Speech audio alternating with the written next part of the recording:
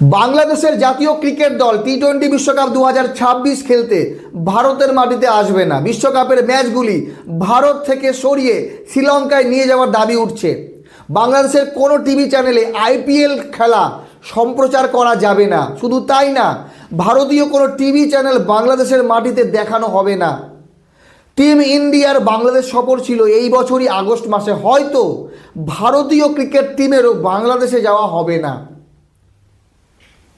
IPL এবং বিশ্বকাপ, cricket, রাজনীতি, ধর্ম এগুলো যদিও সব আলাদা আলাদা আমরা বলার চেষ্টা করি, তবুও রাজনীতি, ধর্ম, ক্রিকেট, খেলা যে কোনো কিছু নেন সব কিন্তু এখন বর্তমানে এক হয়ে গেছে।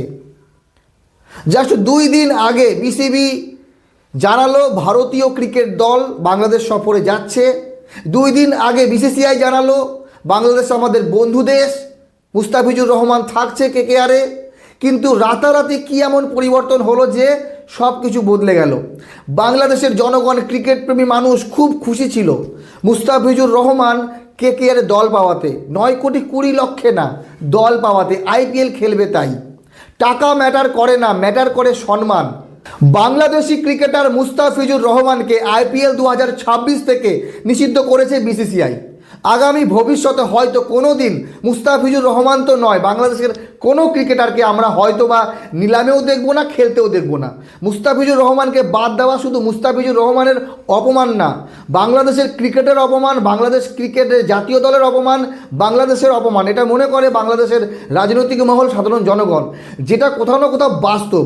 তো বিসিসিআই মুস্তাফিজুর রহমানকে যদি আইপিএলে অংশগ্রহণ করতে না দিত, যদি মুস্তাফিজুর রহমানকে কেকেআর না কিনতো, তাহলে হয়তো এই সমস্যা আসতো না। প্রথমত তাকে নিলামে ওঠানো হয়েছে, তারপরে বিক্রি করা হয়েছে, তারপরে তাকে বাদ দেওয়া হয়েছে। এইটা ভালো চোখে দেখছে না বাংলাদেশ ক্রিকেট বোর্ড এবং বাংলাদেশের জনগণ। তো বর্তমানে আইপিএল, কেকেআর, মুস্তাফিজুর রহমানের এই ইস্যুতে বাংলাদেশের রাজনৈতিক মহল এবং ক্রিকেট মহলে একটু আলোড়ন সৃষ্টি হয়েছে। বিসিবি সম্ভবত আইসিসিকে চিঠি দিয়েছে টি-20 বিশ্বকাপ 2026-এর ম্যাচগুলো যাতে ভারত থেকে সরিয়ে শ্রীলঙ্কায় নিয়ে যাওয়া যায়। সেটা কি আদৌ সম্ভব? ভেন্যু ঠিক হয়ে গেছে। দেখেন কি সুন্দর পলিটিক্স চলে ক্রিকেটে। বাংলাদেশ 7 ফেব্রুয়ারি ও 9 ফেব্রুয়ারি, 14 ফেব্রুয়ারি 3টি ম্যাচ খেলবে। কোথায়? 3টি ম্যাচ খেলবে কলকাতার মাটিতে, ইডেন গার্ডেনে। কেন বাংলাদেশের ম্যাচগুলো কলকাতায় রাখা হলো? কেন বাংলাদেশের ম্যাচগুলো আহমেদাবাদে করা হলো না? কারণ সেখানে বাংলাদেশের দর্শক পাওয়া যাবে না। এইবার নেপালের ম্যাচ কেন দিল্লিতে করা হলো বাংলাদেশের সঙ্গে? একটু যদি মাথা খাটান তাহলে সব ক্লিয়ার হয়ে যাবে। ভারতীয় ক্রিকেট দল কেন শ্রীলঙ্কায় যাবে পাকিস্তানের সঙ্গে ম্যাচ খেলতে?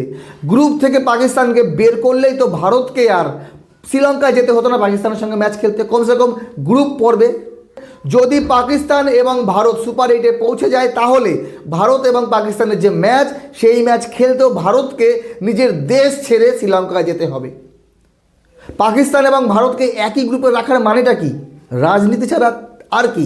ব্যবসা ছাড়া আর কি? বাংলাদেশের ম্যাচগুলো কেকেআরের হোম গ্রাউন্ড কলকাতায় রাখার মানে কি? মানে হচ্ছে গিয়ে ইনকাম, প্রফিট, দর্শক, টিআরপি, এগুলোই তো। আর যদি ক্রিকেটে ধর্মীয় ইস্যু টানতে হয়, তবুও আমি মনে করি বাংলাদেশের ক্যাপ্টেনকে বানানো হয়েছে সংখ্যালঘু লিটন কুমার দাসকে। এটার জন্য অনেক ধন্যবাদ। বাংলাদেশ ক্রিকেট বোর্ড অবশ্যই চাইলে অন্য যে কোনো ক্রিকেটারকে ক্যাপ্টেন বানাতে পারতো, কিন্তু না, লিটন কুমার দাস যেহেতু আগে থেকেই ক্যাপ্টেন আছে টি-20-তে, সেহেতু লিটন কুমার দাসকেই বিশ্বকাপের ক্যাপ্টেন বানানো হয়েছে। আপনাদের মতামত জানাবেন। আর আমাদের ভারতীয় ক্রিকেট দলে রাজনীতি হয় না যদি এই কথাটা কেউ বলে, সেটা পুরোপুরি ভুল।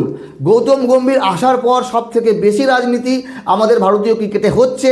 ট্যালেন্টেড ক্রিকেটাররা সুযোগ পায় না, কিন্তু তোষণ করে করে কিছু ক্রিকেটারকে জোর জবরদস্তি জায়গা দেওয়া হচ্ছে। টি-20 বিশ্বকাপে যদি বলি, হর্ষিত রানার জায়গায় মোহাম্মদ সিরাজ জায়গা পেতে পারতো, কিন্তু কেন দেয়নি কেউ জানে না। মোহাম্মদ সিরাজ ওডিআই স্কোয়াডে আছে, টেস্টে আছে, কিন্তু টি-20-তে নেই।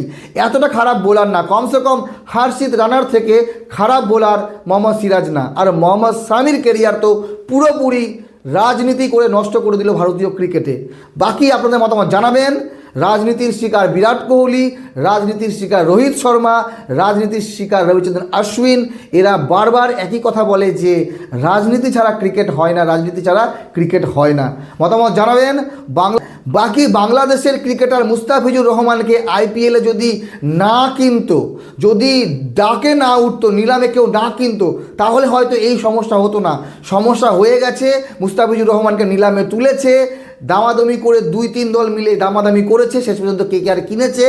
আর কোনো এক প্রেসারে এসে মুস্তাফিজুর রহমানকে আইপিএল থেকে নিষিদ্ধ করা হলো। আগামীতে হয়তো কোনো দিন বাংলাদেশের কোনো ক্রিকেটারকে আমরা না নিলামে দেখব, না আইপিএল খেলতে দেখব। ভালো থাকবেন সবাই, ধন্যবাদ।